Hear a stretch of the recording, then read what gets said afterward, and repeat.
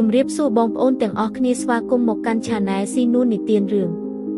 នៅក្នុងភូមិតូចមួយស្ថិតនៅជាយព្រៃកន្លែងមានខ្យល់ត្រជាក់អារម្មណ៍ស្ងប់ស្ងៀមនិងសំងួននៃស្រែស្របជុំវិញមានកុមារប្រុសម្នាក់ឈ្មោះធនជាកូនតែមួយរូបប៉ុណ្ណោះរបស់ម្ដាយឈ្មោះម៉ាក់ស្រីដែលប្តីបានចាក់ទៅចុងក្រោយចាប់តាំងពីធននៅទើបបាន3ឆ្នាំប៉ុណ្ណោះ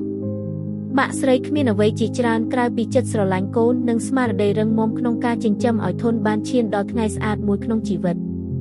ជារៀងរាល់ព្រឹកម៉ាក់ស្រីតែងតែភ្ញាក់ឡើងមុនភ្លឺដើម្បីចូលចុងស្រែបេះស្លឹកកាច្រកឬរុក្ខជាតិព្រៃដើម្បីយកទៅលក់ក្នុងផ្សារតូចធនតែងតែសុខនិងទទួលបានអាហារស្រាលមិនធ្លាប់អស់ជីវិតខ្វះខាតប៉ុន្តែកាលណាឈានដល់វ័យក្មេងជំទង់អារម្មណ៍ប្រកួតប្រជែងចាប់ផ្ដើមចូលមកធនអើពើនឹងម្ដាយគេដាក់ម្ដាយជាមនុស្សចាស់ហើយមិនយល់ពិភពលោកទេគេស្រឡាញ់ជីវិតស្មោះសម័យហើយស្រមៃឃើញជីវិតពោពេញដោយទូរស័ព្ទថ្មីទំនៀមទម្លាប់ទីក្រុងអេវ៉ាន់កំពុងពេញនិយម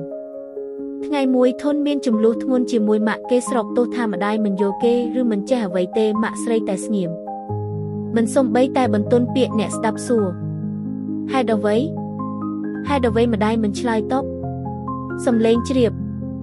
ម្ដាយមិនចង់ឲ្យកូនមិនស្រឡាញ់នាងទៀតធនកើតទឹកមុខក្រហមហើយថាបើម៉ាក់មិនចង់ឲ្យខ្ញុំមានអនាគតខ្ញុំទៅរស់តែផ្ទាល់ខ្លួនឯងប្រសើរជាងនោះហើយក៏ជាលើកចុងក្រោយដែលម៉ាក់ស្រីបានមើលទម្រង់មុខកូនដោយភ្លឺភ្នែក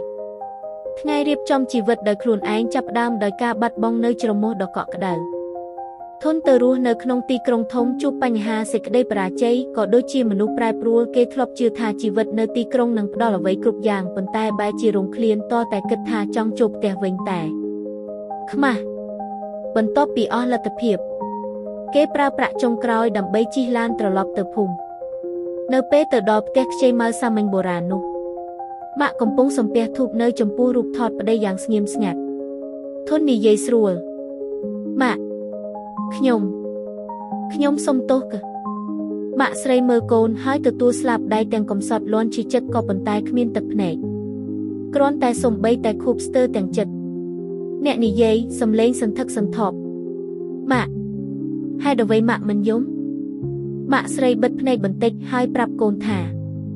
សម្រាប់ម៉ាក់ទឹកភ្នែកមិនសំខាន់ទេម៉ាក់ខំរស់ដើម្បីឃើញកូនត្រឡប់មកវិញខ្ញុំសប្បាយចិត្តហើយកូនកុំទាន់យំដល់ពេលសប្បាយមុនម្ដាយមិនធ្លីទឹកភ្នែកទេតែបេះដូងនាងធ្លីទឹកភ្នែករាប់រយដងក្នុងការរងចាំកូនសេចក្តីស្រឡាញ់របស់ម្ដាយគ្មានព្រំដែនហើយជីវិតមិនមានអ្វីសំខាន់ជាងពេលយើងដឹងថាម្ដាយនៅស្រឡាញ់យើងដូចថ្ងៃដំបូងសូមកុំឲ្យការស្រឡាញ់នោះបាត់បង់ទៅដោយសារពាក្យឃ្លាតែមួយសូមទោសម៉ាក់ខ្ញុំបានយល់ដឹងហើយរឿងនេះបានដល់ទីបញ្ចប់អរគុណបងប្អូនទាំងអស់គ្នាសូមចុច Subscribe ដើម្បីទទួលបានរឿងថ្មី